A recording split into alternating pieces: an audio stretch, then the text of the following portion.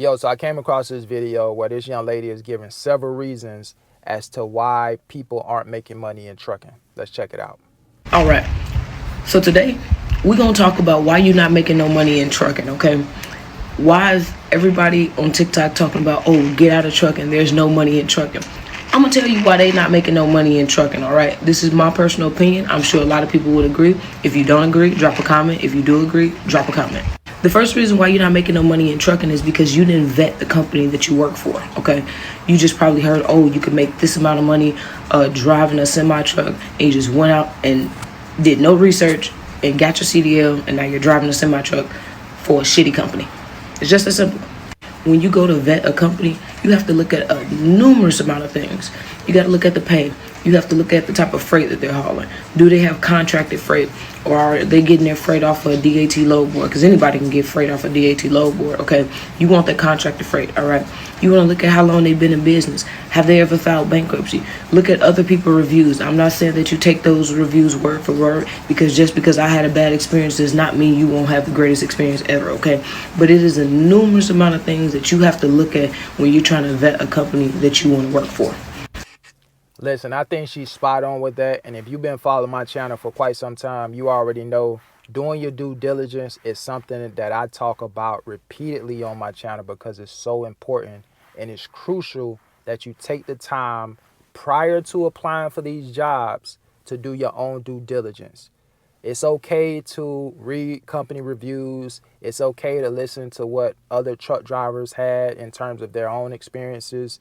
I think you should consider both of those things, but do your own due diligence. Go in depth with it.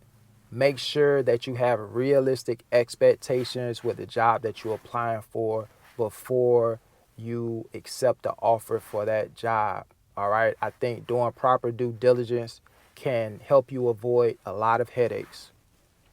Let's keep it going. Number two, the second reason why you're not getting a lot of money out here is because you probably out here job hopping or something like that. Okay.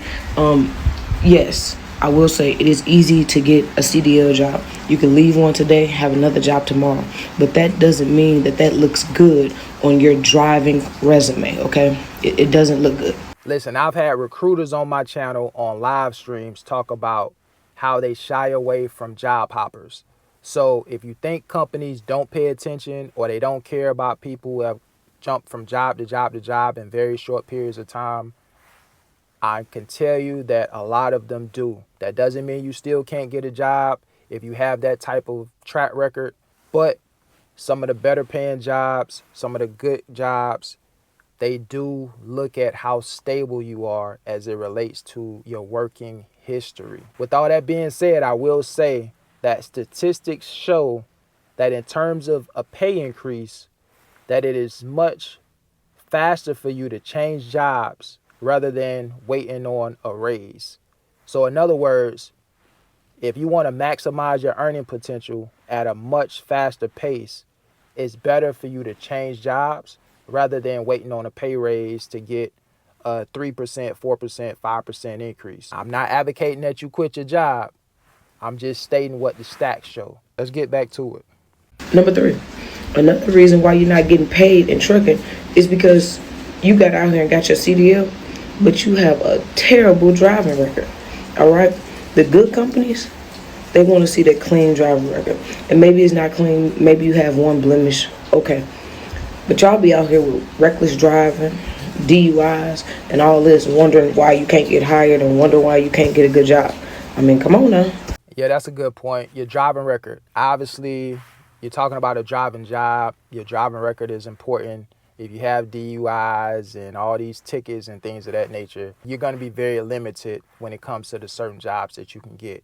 All right, so keep that in mind. If you have a CDL, do your best to keep your driving record clean so you can have a wide range of opportunities to choose from when you do decide to look for a job. Very important. And number four, point blank period, you're probably just lazy. And what I mean by that is you can go do flatbed or hazmat and tanker and get paid a bag for doing that. Or you got some of these 1099 drive-in companies that you can make a lot of money with those companies. But of course, typically they want you to be on the road for a while, okay? But you don't want to do that. You know what I mean? So you want to be at home, or you just don't want to do as much work, you just don't want to run as hard. So the money is out here, and I'm not telling you that you have to run hard to get money. I'm not telling you that you have to do flatbed or tanker or oversized or heavy haul to get money. You can get money a multitude of ways. But what you're not doing is the research. Ultimately, that's what it boils down to. So if you want to make some money in trucking, you need to do your research. Don't just listen to any and everybody, and don't just take one person's experience and think it's going to be your experience, because that might not be the truth. All right? So make sure you follow, make sure you like, and make sure you share to see the rest of my trucking content.